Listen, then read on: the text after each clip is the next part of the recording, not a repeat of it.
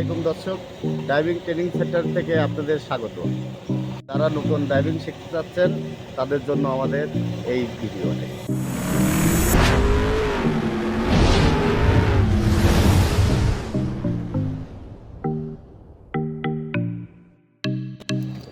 এখন আপনারা দেখবেন একজন নতুন ফার্স্ট কিভাবে গাড়িতে ওঠে এবং বসে কিভাবে চলায়, এই জিনিসটা দেখবেন।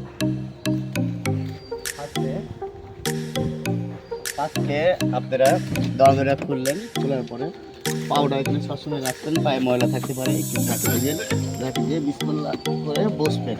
গাড়িতে বসে পরে এবার আপনার মূলত এখানে দেখবেন আপনার সিট বেল্ট আছে, এই যে বাম সাইডে ডান সাইডে হাত দিলেই আপনি পাবেন সিট বেল্ট। এই সিট বেল্টটা এখানে ধরিয়ে নিয়ে আপনি দেখবেন এখানে একটা টিপ এই যে লাগানোর জায়গা আছে, টিপ দেওয়ার জায়গা আছে, সিট বেল্টটা থাকবে, ঠিক আছে। সিট বেল্ট লাগানোর পরে আপনার এই কাজ হওয়ার পরে এবার দেখবেন আপনার দুই লুকিং গ্লাস, ওইটা একটা এটা একটা, এবং এটা দেখবেন এই লুকিং গ্লাসটা আপনার ঠিক আছে নাকি, আপনার বডিটা ঠিক মতো দেখা যাচ্ছে নাকি, ওইদিকে দেখবেন বডিটা ঠিক মতো দেখা যাচ্ছে নাকি। যদি দেখা না যায় আপনি দেখেন এই কোনায় টিপলে আপনার কিন্তু এইদিকে আসবে, ঠিক আছে। গ্লাসটা এই মাঝখানে আলতো করে টিপ দিলে আপনার ডানে যাবে, এবং যদি নিচে টিপ দেন এই মাঝখান ধরবেন, আপনি সবসময় মাঝখানে ব্যবহার করবেন। মাঝখানে যদি টিপ দেন তাহলে নিচে নামবে, এবং উপরের দিকে যদি টিপ দেন তাহলে উপরের দিক যাবে, ঠিক আছে। এটা কিন্তু একটা ভালো একটা শিক্ষণীয়, এটা বোঝা যায় না, অনেক দূরে বুঝতে পারে না যে কোন দিক যাবে।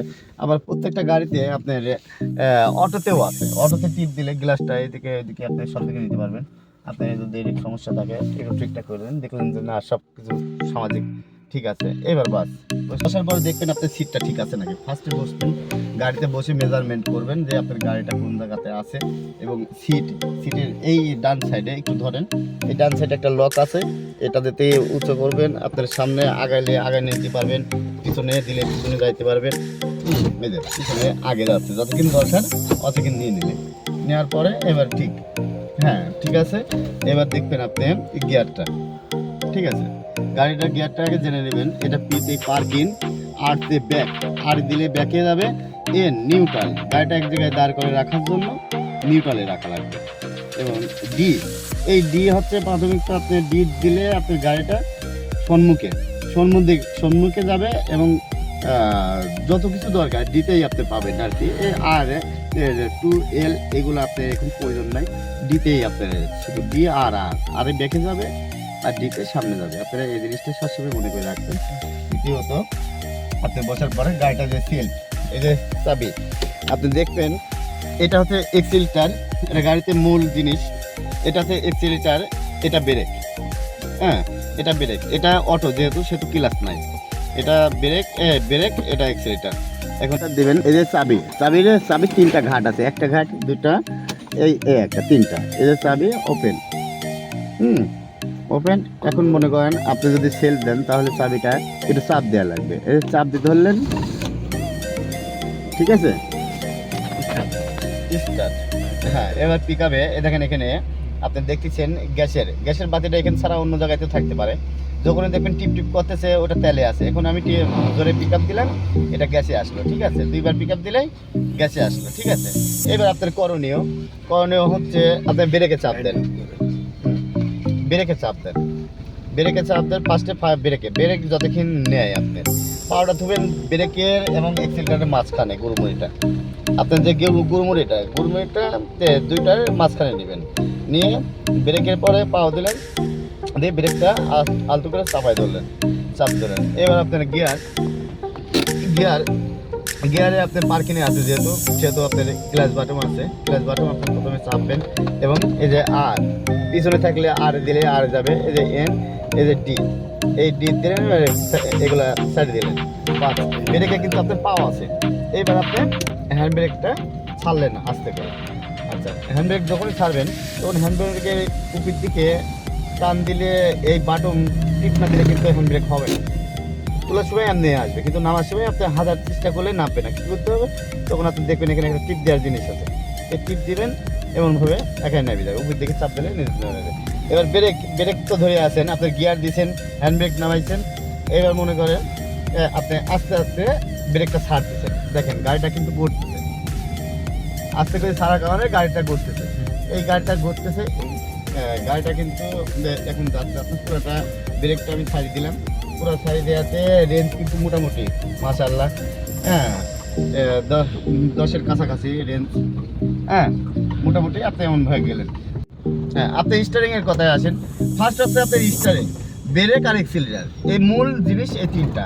তাহলে যখনই আপনি স্টারিংটা ধরবেন, স্টারিংটা এই যে সোজা, এটা কিন্তু সোজা, অনলি এটা সোজা। এখন মনে করেন আপনি ডানে কাটবেন এক পাশ, হ্যাঁ বা দুই পাশ, ডানে কাটলেন, ডানের দিকে এক পাশ দেওয়ার পরে এই যে গাড়ি ডানের দিকে যাচ্ছে, এবং বামের দিকে দিলেন, এই যে বামে। ঠিক আছে, প্রাথমিকভাবে ফার্স্টে আপনার ব্রেকের মধ্যেই থাকা লাগবে, কারণ এই ব্রেক ফার্স্টে শিখতে গেলে আপনার এক্সিলারেটরের কোনো প্রয়োজন নাই। কারণ আস্তে আস্তে আপনি দেখেন, আপনি মেজারমেন্ট করেন আপনার গাড়িটা কোন দিকে যাচ্ছে, হ্যাঁ স্টারিংটা ধরছেন, স্টারিংটা কোন দিকে যাচ্ছে, হ্যাঁ একটু কাটতেছি বামে যাচ্ছে, একটু কাটতেছি ডানে যাচ্ছে, ঠিক আছে ডানে যাচ্ছে। এখানে কিন্তু আপনি প্রাথমিক দেখে ফার্স্ট যদি খেয়াল করবেন আপনার গাড়িটা কোন দিকে যেতে পারে, এবং দেখলেন একটু ব্রেক ধরে থামাইলেন, আবার ছাড়লেন, এই যে ব্রেক ধরতেছেন, একটু ব্রেকটা যখন ধরবেন এমন করে ধরবেন না, এমন করে ধরলে কিন্তু সবাই পড়ে যাবে।